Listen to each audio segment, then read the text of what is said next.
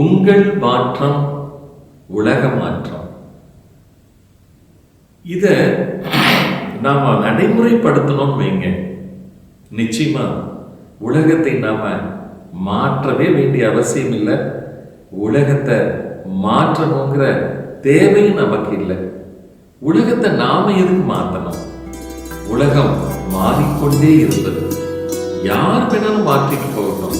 ஆனா இப்ப மாற வேண்டியது உலகமா நீங்களா என்று கேட்டால் கட்டாயம் மாற வேண்டியது நீங்கள் மட்டும்தான். ஏன்னா நம்முடைய மனம் மாறிவிட்டால், நம்முடைய குணம் மாறிவிட்டால், நம்முடைய பார்வை மாறும், எண்ணம் மாறும், பேச்சு மாறும், செயல் மாறும்.